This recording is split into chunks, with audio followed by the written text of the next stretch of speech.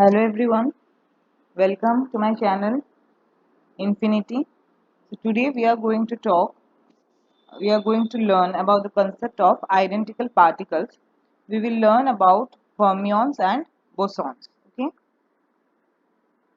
so today we will learn some concept and then we will clear the concept with few problem solving. Okay. Now, identical particles. Initially in my two videos, I have discussed some PYQs on MB statistics, fermions, FD statistics, and boson-Dirac statistics.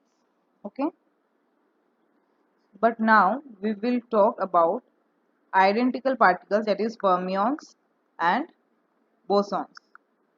Okay, we know that Maxwell-Boltzmann statistics is obeyed by classical particles, that is distinguishable particles. Distinguishable. These particles are distinguished. Suppose two particles are there, A and B, and there are two states 1 and 2. If A is in state 1 and B is in state 2, and B is in state 1 and A is in state 2, this is possible because these two particles are distinguished. If they were of the same particle, these two combination means same. If this A and B are same, suppose then A in 1 and 2 and B in 1 and 2. This two, because A is equals to B, then these two combinations are same. So, but in classical we are getting two different combinations. Okay, so we will talk about fermions and bosons. Okay, so one major difference between distinguishable particles and indistinguishable particles is their average separation. Their average separation between the two particles. In case of distinguishable particles, the average separation between two particles, that is the distance r, when we are saying average, then we use this sign. This average separation is much greater than the de Broglie wavelength lambda. Okay, and for case of indistinguishable particles, the average separation between two particles r is greater than, is less than lambda. Okay, in case of distinguishable particles, the average separation r is much greater than the de Broglie wavelength, and in case of indistinguishable particles, the average separation r is less than the much less than the de Broglie wavelength. Okay, now we will read about fermions and bosons. Fermions are particles which spin nh cross by 2, that is half integral spin, where n can be 1, 3, 5 and so on. So it has got half, 3 by 2, 5 by 2. These are the spin in case of fermions. For bosons, spin is equals to nh cross, where n can be 0, 1, 2, 3. Okay, 0 is for photons. Okay,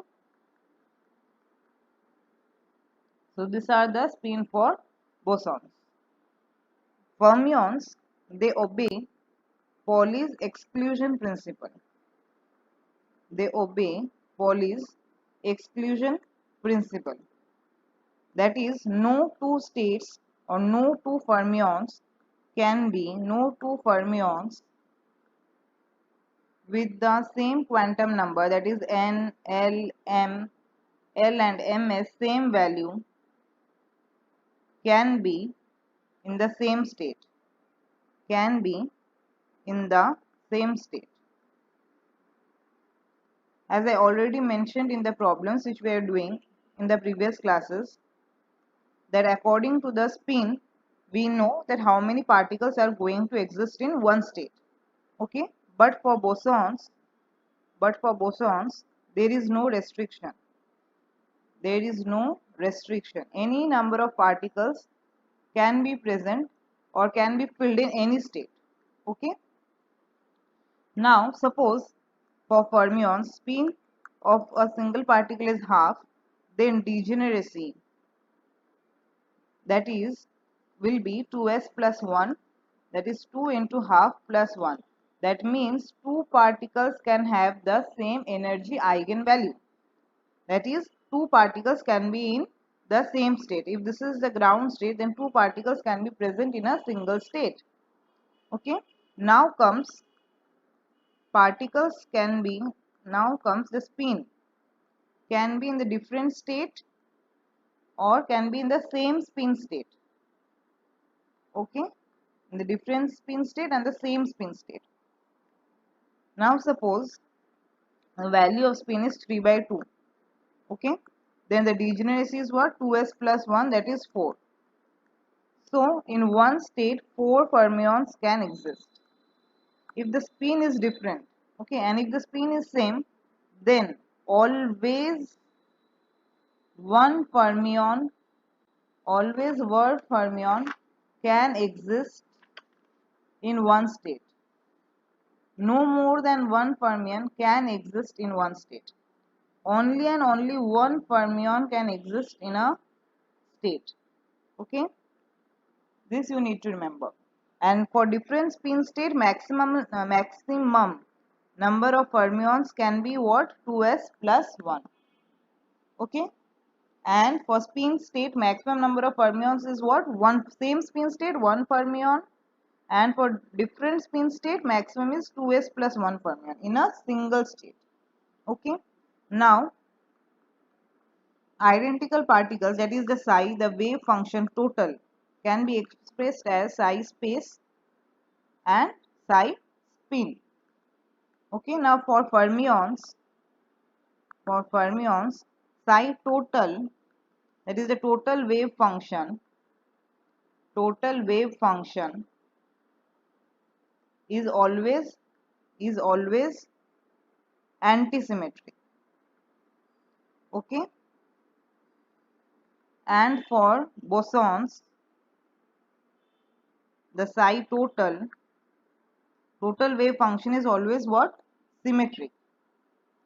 Now you see what are the possible cases of getting the total wave function as symmetric and antisymmetric. Now you see, if I want, okay, now when we write here minus, okay, this means it is antisymmetric. Okay, whenever we write this as minus, that means it is antisymmetric.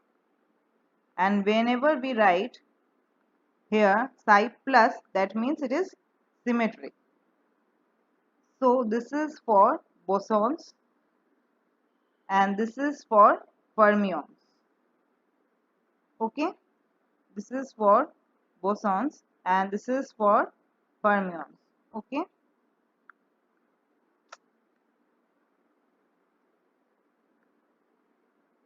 okay, now for fermions we need the total wave function as antisymmetric, that is psi minus. So what is the possible combination? Psi space is plus, we know psi total is the multiplication of psi space and psi spin. So for this being minus, if this is plus, this needs to be minus, or if psi space is minus, then psi spin will be plus. This is the possible combination for fermions. Okay, and for bosons, we know we wanted psi plus. So what is the possible combination? Psi space minus psi spin minus. Minus minus is plus. We know parity, right? Again, psi space, this is plus, and psi spin, this is also plus. So this is how we are going to construct the wave function for fermions and for bosons. This is for fermions. Okay. So for fermions in this way and for bosons in this way. Now see, when can we say that the psi space and psi spin part is symmetric and antisymmetric? Okay, when S is equals to 0, suppose the spin S is equals to 0, then we are getting 2s plus 1, that is 1. This we call as singlet. Since this is 1, so we call it as singlet. And when s is 1, then 2s plus 1 is what? 3. So this is we called as triplet. Always remember, this is, when we are getting s is equals to 1, this is always symmetric. This is always symmetric. And when s is equals to 0, then this is always antisymmetric. This is always antisymmetric. Okay. So then psi spin part for triplet we will get plus.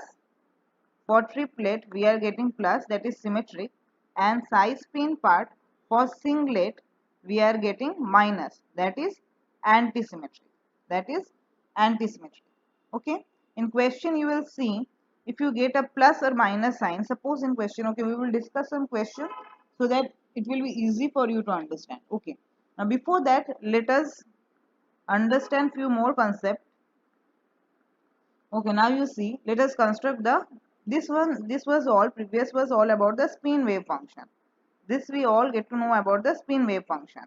Okay, now we will see something about the space wave function. So construction of space wave function. Space wave function. Okay, now you see. Okay, one thing you this is a note you can write. If in question, if while solving in question nothing is mentioned, if in question nothing is mentioned about the different spin state or same spin state, then always take it as different spin state. Then always take it as different spin state. Okay. If it is same state, same spin state, they will mention it. Now back to our construction of space wave function. Suppose there is one state and one particle. One state and one particle. This is the state and this is the one particle. Then we will write psi space as psi 1. This is the first state and particle, this is x1. So x1. So we will write it as in this way. Okay. Now suppose second, one state and two particles. One state and two particles. This is the state 1 and there are two particles, x1 and x2. So we will write psi space as psi x1 and psi x2. 1 we can write for the one state. Okay. Third, two states and two particles. Two states and two particles. We are considering different spin state because it is not mentioned here same spin state. Nothing is mentioned. We will take it as different spin state. So you see, if this is state 1 and this is state 2 and there are two particles. Okay, suppose initially one particle is here and second particle is here. Okay, now there can also be an interchange. The particle now x1 can also be here. This was state 1, this is state 2 and particle x2 can come here. So there can be another combination. This is first combination and this is the second combination. This is also possible, right? Okay. So interchange of particles can be possible in this way. Now how to write the space wave function here? Psi space, if we talk about the symmetric part, and then we will also talk how to write the antisymmetric space function. You see, this is equals to psi 1. Okay, this was our first psi 1 x1 particle is here and in psi 2 state x2 particle is there, and then after exchange we are getting this. For symmetric we will write here plus. Okay, for symmetric we will write here plus. Okay, and after exchange we are getting first state psi 1 x2 and in the second state psi 2 x1. Okay, here since there are two particles, we will, this is our normalization constant. Here we will write 1 by root 2. Basically this is 1 by root n number of particles. If there was n number of particles, then this would be 1 by root n factorial. Okay. Now we will write psi space. We will write psi space for antisymmetric. Okay. We will write psi space for antisymmetric. I am making the font little smaller so that this diagram will be visible. Now you see, for antisymmetric wave function we will again write 1 by root 2. This one will be same, just here you will get a minus sign. This one will be same, just here you will get a minus sign for antisymmetry. Okay.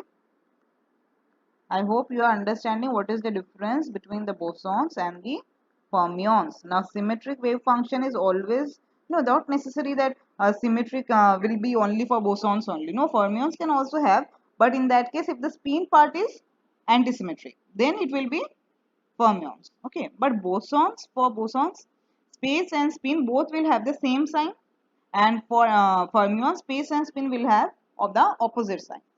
Okay. Okay. Now we will see some examples so that it will be easy for you. Okay. Now let us uh,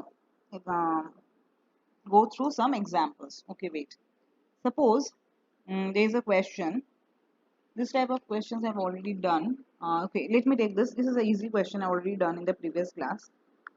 Okay, let us start with an easier one. They have said, I am just writing the key points of the question. Okay, I'm just writing the key points of the question. They have said different spin state,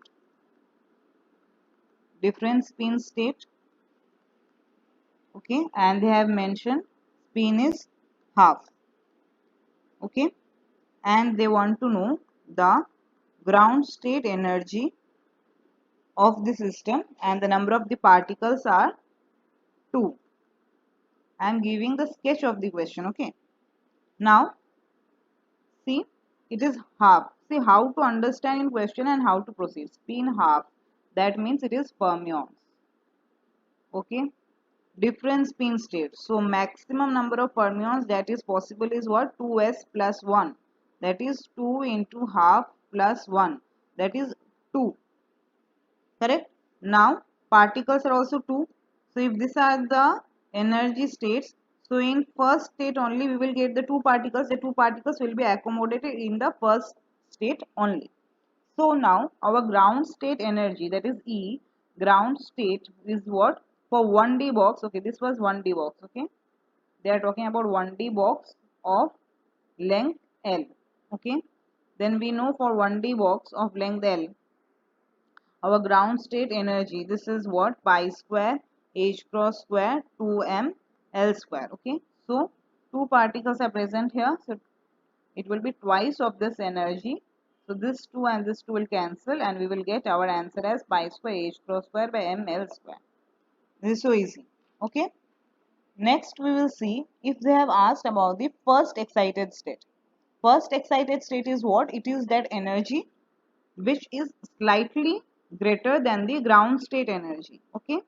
First excited state energy is the next energy which is greater than the ground state energy, which is greater than the ground state energy. So we have to see the possible combinations where we are getting energy which is just greater than the ground state energy and no other energy level should be having least energy than this.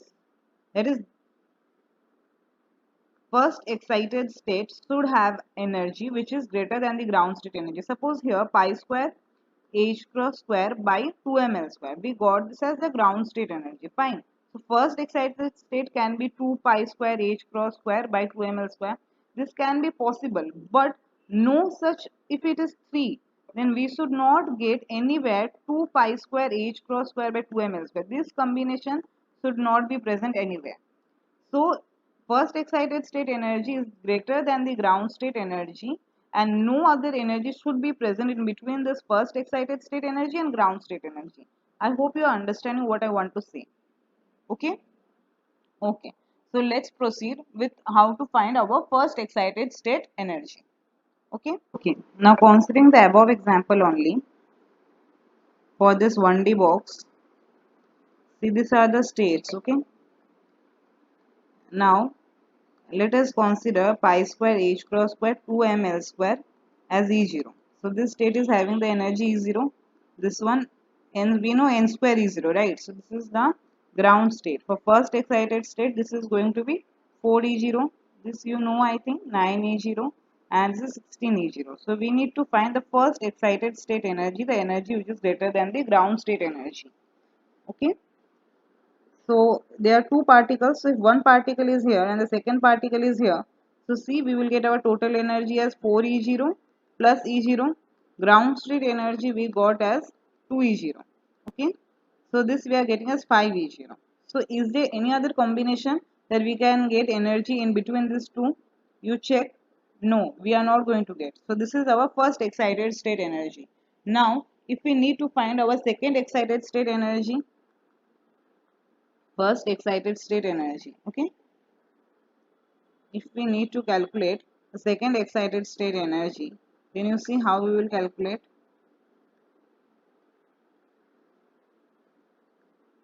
Okay, now you see, for second excited state energy, the particles, this is our E0, this is 4E0, this is 9E0, and this is 16E0. If one is here, okay, and if we put one here, okay, so we will get what? Total energy as 9E0 and E0. So this is our 10E0. So this is we are getting our second excited state energy, because no other combination can give energy in between 5E0 and 10E0. Can we get?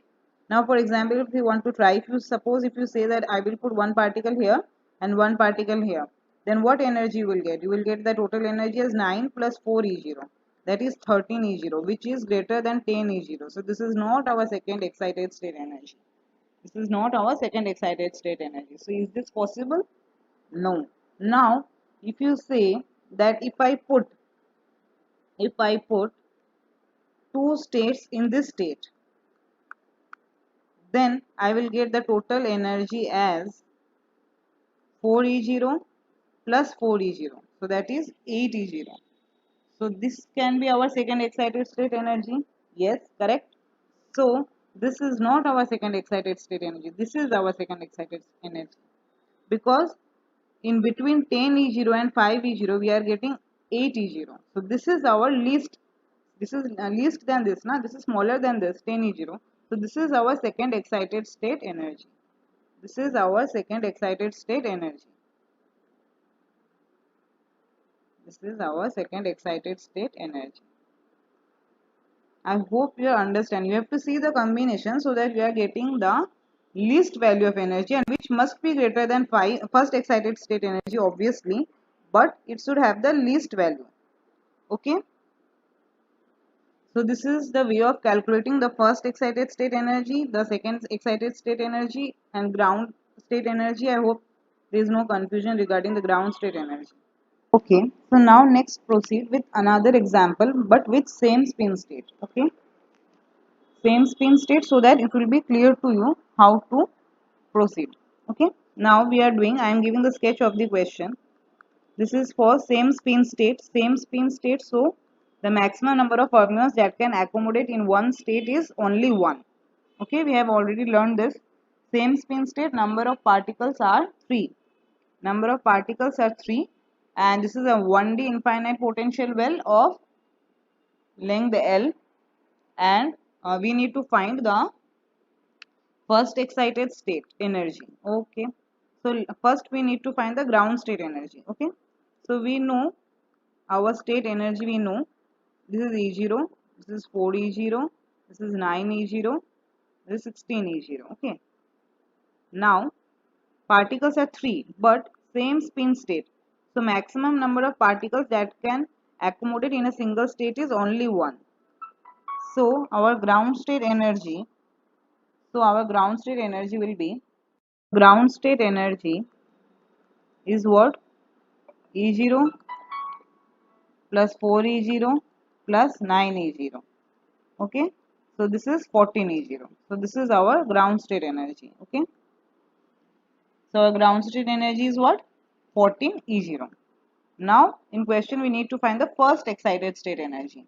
So first excited state energy, now you suppose the particles, these are the states, this is E0, 4E0, 9E0 and 16E0. Okay, Now one particle is here, second particle is here, and third particle is here, because same spin state. So in one state we will get only one particle.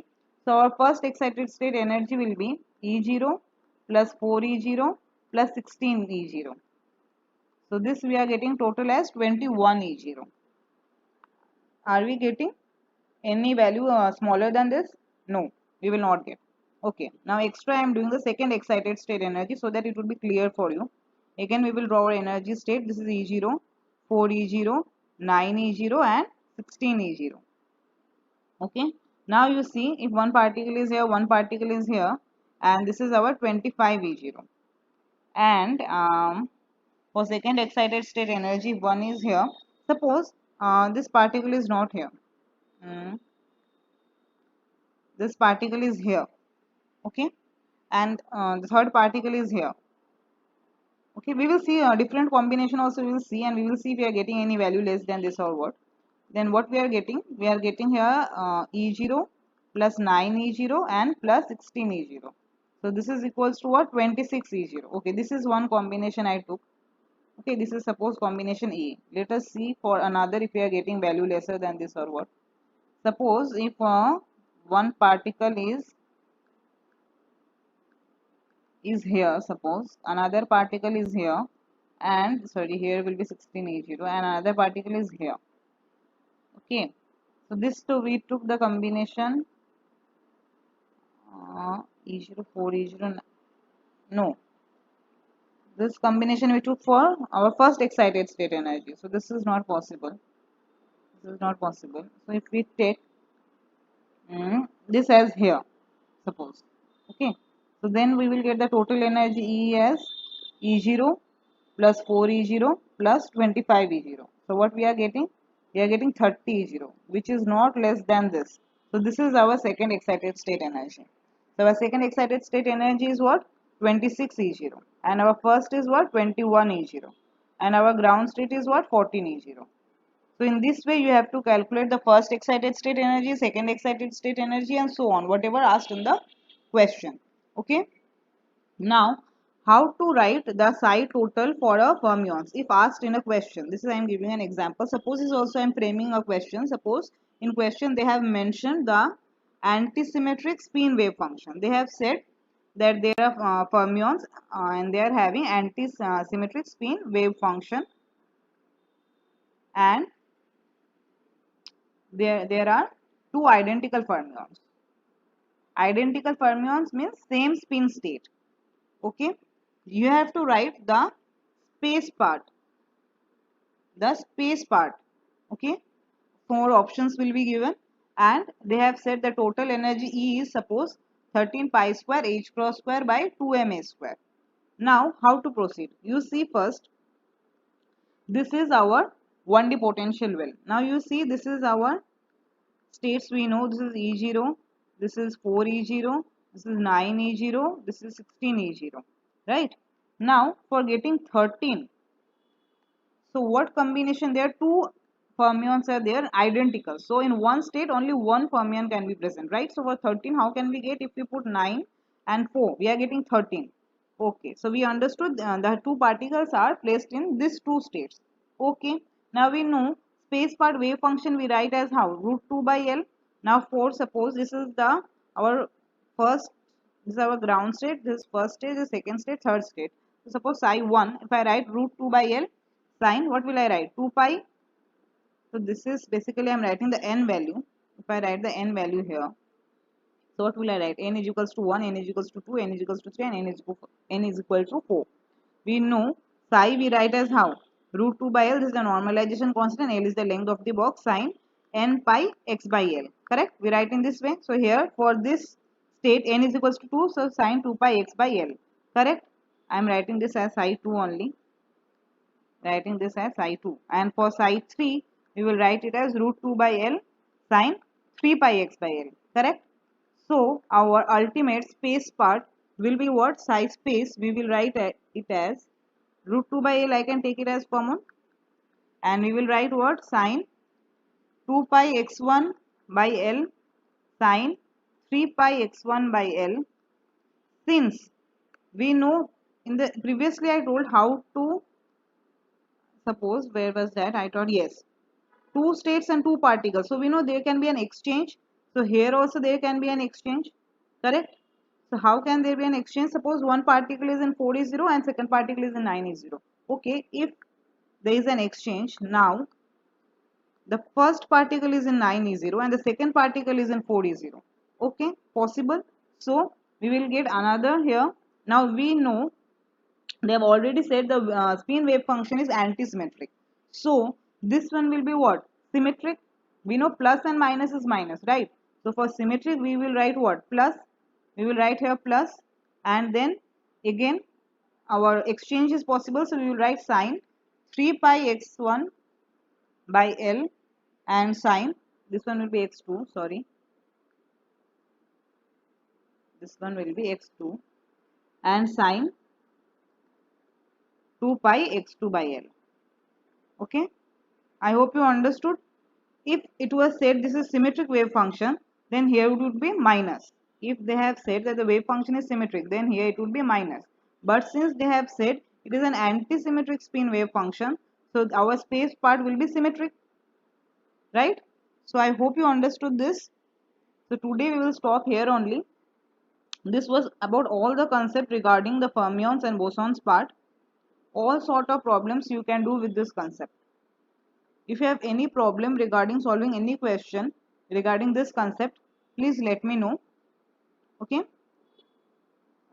Thank you so much. Keep studying. Bye bye.